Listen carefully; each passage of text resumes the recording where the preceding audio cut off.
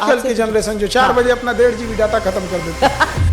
इस वीडियो की शुरुआत में अपने ही एक वीडियो एडिटर की स्टोरी से कर रहा हूँ। इनका नाम है प्रवीण और ये रहने वाले हैं जयपुर के। वैसे तो प्रवीण सिर्फ 21 साल का है और खुद को जेनजी भी बोलता है, पर अगर मैं उससे उसकी लास्ट मंथ की अर्निंग पूछूं, कमाने वाला बात थोड़ा सा अजीब हो जाएगा भाई, लेकिन मैं भी 21 ईयर का हूँ और अराउंड अच्छा 6 फिगर में कमा रहा हूँ, ठीक है। और ये सिर्फ प्रवीण की कहानी नहीं है, ये है आज के जेनजी की कहानी। हर month you can easily make 6 figure. मैंने जब सबसे पहले कमाया तो that was like 1 lakh rupees in 1 day.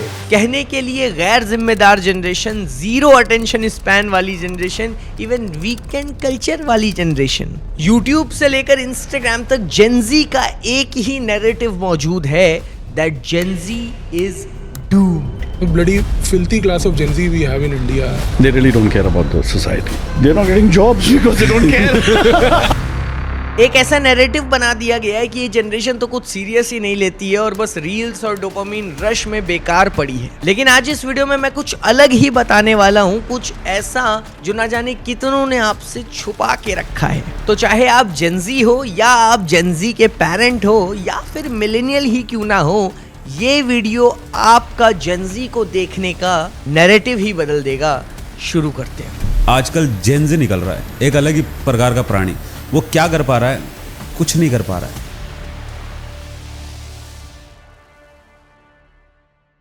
Naukri.com ने 2025-26 के बीच में ही एक सर्वे कंडक्ट किया जिसके अंदर ये पता चला 57% जेनजीज प्रोफेशनल सैलरी हाइक के ऊपर स्किल डेवलपमेंट को चूज कर रहे हैं। अब ये सुनने में भले थोड़ा स्टूपिड लगता है, मतलब जब पैसा मिल रहा है तो उसको छोड़ करके लोग स्किल सीखने को चूज कर रहे हैं। अब ये एक जनरेशन शिफ्ट है जो शायद ज्यादा लोग समझ नहीं पा रहे हैं। पहले सक्सेस का फॉर्मूला बहुत सिंपल था, ज्यादा सैलरी इज इक्वल्स टू ज्यादा growth, promotion is equals to success. और फिर बात जब जेनजी की आती है तो गेम पलट जाती है। इनके लिए ये नहीं ज़्यादा इंपॉर्टेंट है कि मैं कितना कमा रहा हूँ, इनके लिए ये ज़्यादा इंपॉर्टेंट है मैं सीख क्या रहा हूँ। रिपोर्ट्स में पता चला 57% जेनजीज के लिए करियर ग्रोथ का मतलब है एक न्यू स्किल को सीखना। सिर्फ 21% लोग ही सैलरी को प्रायोरिटी देते हैं और 12% लोग प्रमोशंस को। मतलब आप समझ रहे हो, पूरा डेफिनेशन ही चेंज हो गया है सक्सेस का। और ये शिफ्ट जो है ये कोई रैंडम शिफ्ट नहीं है। आज के टाइम में दुनिया इतनी फास्ट चेंज हो रही है कि आज जो आपको स्किल वैल्यूएबल लग रही है वो 3 साल बाद इररेलेवेंट भी हो सकती है।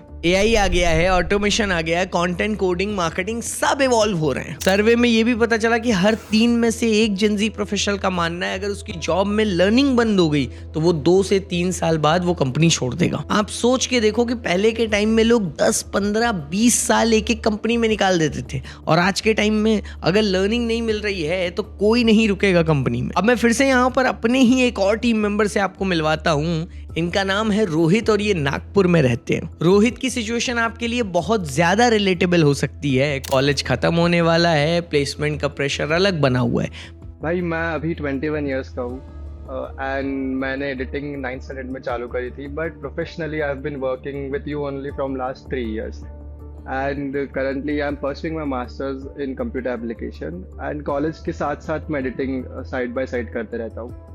And after editing on YouTube and other things, I earn approximately 45 to 50,000 a month. और साथ ही साथ वो कॉन्टिन्यूसली अलग अलग AI टूल्स सीख रहा है और खुद को इवॉल्व करता जा रहा है। ChatGPT, Midjourney और सारे एडवांस एडिटिंग सॉफ्टवेयर सब कुछ सीख चुका है। और तुमने ये सब सीखा कहाँ से? तुमने कोई प्रोफेशनल कोर्स किया है? नहीं भाई, मैंने जितना भी सीखा है सब YouTube से ही सीखा। I didn't even paid a single penny upon this. Because YouTube पे सब कुछ अवेलेबल है फिलहाल में। We don't really have to go for that and if we have that clarity and that creativity thing जो develop करना easy है फिलहाल में। Like you have to consume a lot of content if you want to develop that creativity. So that's how I learned about it. अब रोहित से बात करके क्या लगता है? रोहित अपनी सिचुएशन में अपनी स्किल्स को ही अपनी पावर बना रहा है। आप जेनजीज का पैटर्न समझो, ये पैसे के पीछे नहीं भाग रहे हैं, ये वैल्यू बिल्ड करने में लगे हुए हैं। इनको एक चीज बिल्कुल क्लियरली पता है कि अगर स्किल स्ट्रांग हो तो पैसा ऑटोमेटिकली आपके पीछे आएगा। और तो और लोग जेनजी को ये भी बोलते हैं कि ये तो बहुत रेकलेस स्पेंडिंग करते हैं, पर लोग ये नहीं समझ रहे हैं कि जेनजी आज के टाइम में इन्वेस्टमेंट में भी कितना आगे जा रहा है। WEF के डेटा के अकॉर्डिंग 30% जेनजीज ने अर्ली एडल्टहुड में ही इन्वेस्ट करना और स्किल बिल्ड करना शुरू कर दिया है। मिलेनियल्स की बात करें तो उनमें ये परसेंटेज 9% था एंड बूमर्स आपके दादा दादी के टाइम में ये परसेंटेज 6% था। आप एक चीज समझो कि उनके ज़माने में जहाँ 6% लोग इन्वेस्टमेंट की तरफ जाते थे, स्किल बिल्डिंग की तरफ जाते थे, आज 30% जेनजी इन्वेस्टमेंट की तरफ जा रहा है, एक नई स्किल सीखने पे ध्यान दे रहा है। श्वेब मॉडर्न वेल्थ सर्वे बोलता है कि जेनजी ने एवरेज 19 साल की उम्र में इन्वेस्टिंग शुरू कर दी है, जहां मिलेनियल्स ने 25 में और बूमर्स ने 35 में शुरू करी थी। मतलब एक जनरेशन थी जो 18-19 साल की उम्र में एंजॉय करने पे फोकस था, पर इतना दिमाग में नहीं आता था कि यार इन्वेस्टमेंट भी करनी है और वेल्थ बिल्डिंग भी करनी है।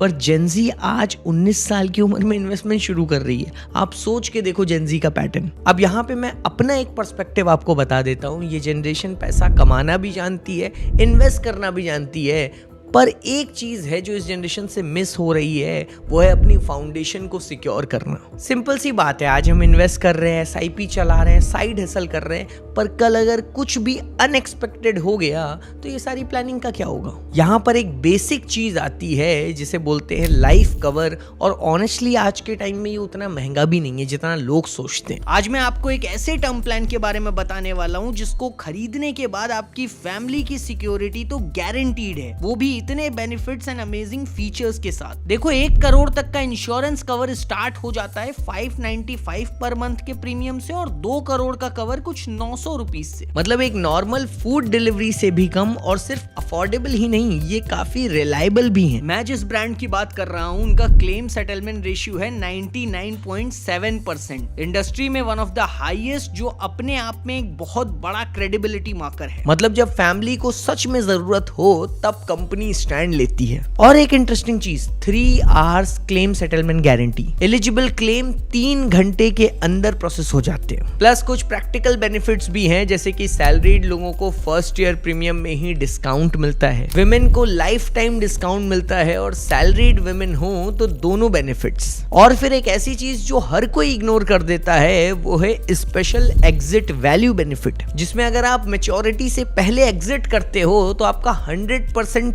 पेड प्रीमियम वापस मिल जाता है। तो पॉइंट सिंपल है, आज के टाइम में अर्निंग इंपॉर्टेंट है, इन्वेस्टिंग इंपॉर्टेंट है, पर प्रोटेक्शन सबसे बेसिक है। इसलिए अपनी फाउंडेशन को स्ट्रॉन्ग करो। लिंक डिस्क्रिप्शन में, वीडियो खत्म होते ही चेक कर लेना।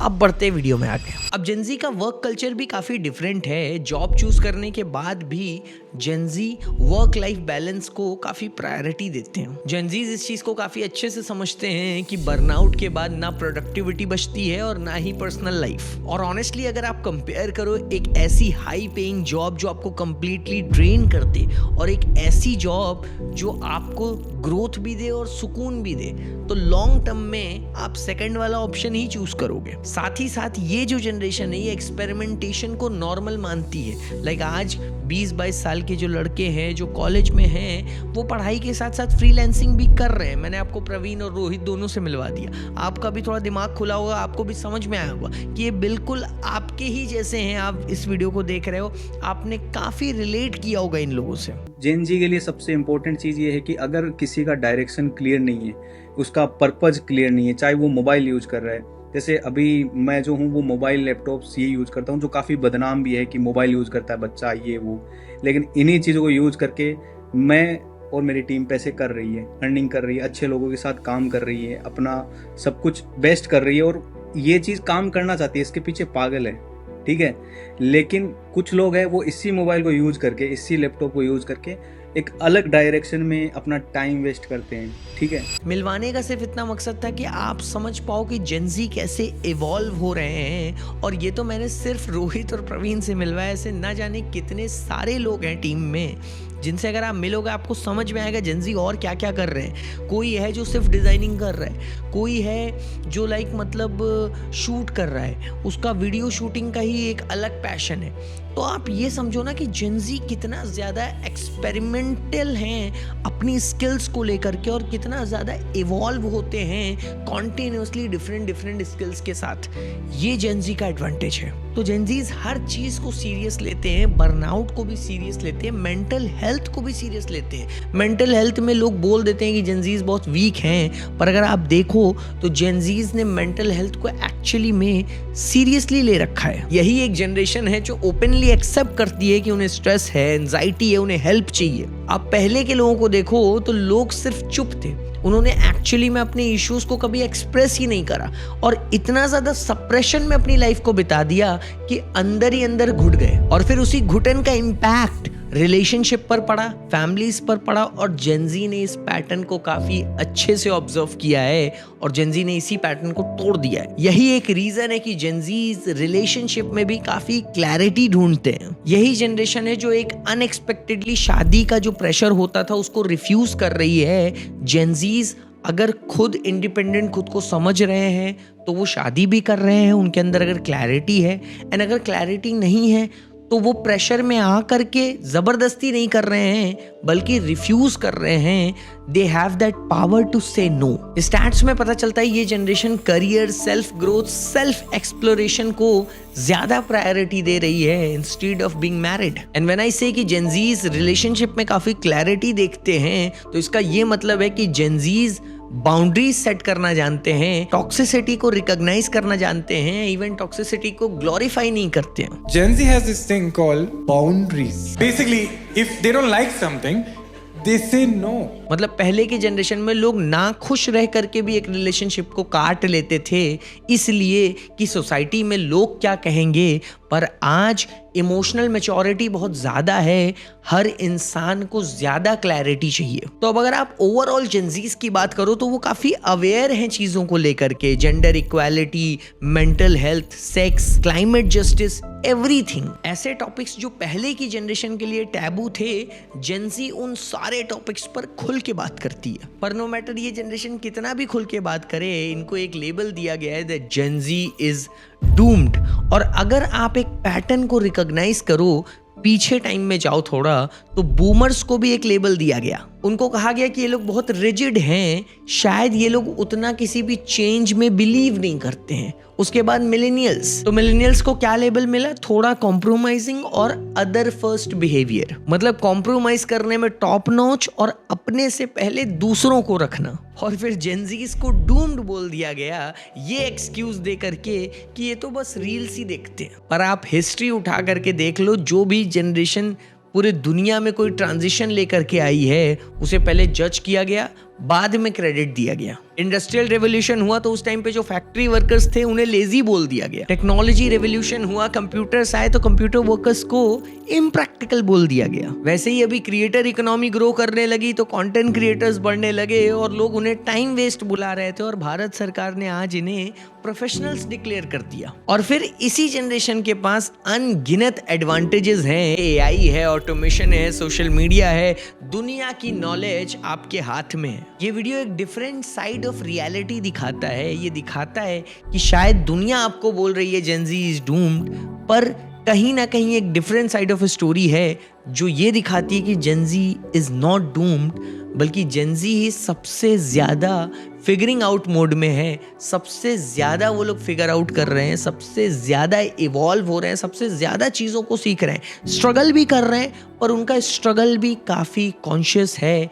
दे नो दैट कि दे आर स्ट्रगलिंग एंड वो उसको भी एम्ब्रेस करते हैं। इकोनॉमिक प्रेशर है, जॉब मार्केट का कुछ अता पता नहीं है, वॉर हो रही है, मेंटल हेल्थ के अलग चैलेंजेस चल रहे हैं, सोशल मीडिया है, बहुत सारी चीजें हैं। पर इन सब के बावजूद जेनजीज कॉन्शियसली अपने आप को इवॉल्व करते जा रहे हैं। और इस वीडियो के लास्ट में मेरा एक ही मैसेज है, अगर आप जेनजीज के पेरेंट हो तो प्लीज अपने बच्चों को समझो, एक बार उनके साथ बैठो, एक्चुअली में समझने की कोशिश करो आप कि वो कैसे सोचते हैं और वो उनका नजरिया क्या है दुनिया को देखने का।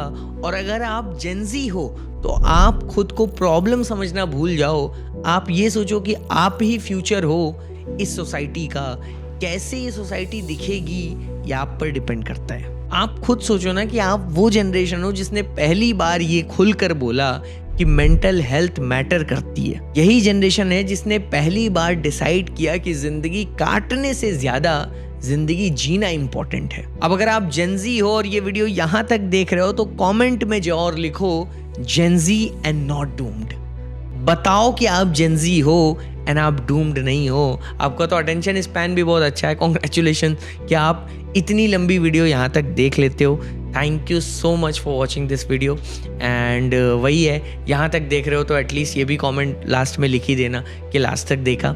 एंड कैसी लगी ये वीडियो ज़रूर बताना। एक डिफरेंट पर्सपेक्टिव देने की कोशिश किया। मेरी आवाज़ अभी भी ख़राब है, गला भी ख़राब है, तो ऑफ कोर्स आपको पता चला होगा कि आवाज़ उस टाइप से नहीं आ रही है, पर फिर भी I have tried my level best. And yes, thank you so much for watching this video. काफ़ी लोग वीडियोस देखते हैं, सब्सक्राइब नहीं करते हैं, so please subscribe this channel and bell icon को ऑन करो। काफ़ी लोगों की मेहनत होती है ऐसे वीडियोस को प्रोड्यूस करने में, so please subscribe and turn on the bell icon. अगर आपके पास में कोई यूनिक टॉपिक है तो आप मुझे आकर के इंस्टाग्राम पे शेयर कर सकते हो। @mahinergy मेरा इंस्टाग्राम हैंडल है। एक्स पे भी मेरा सेम यूज़र हैंडल है। Thank you so much. मैं मिलूँगा आपसे अगली वीडियो में। God bless you all.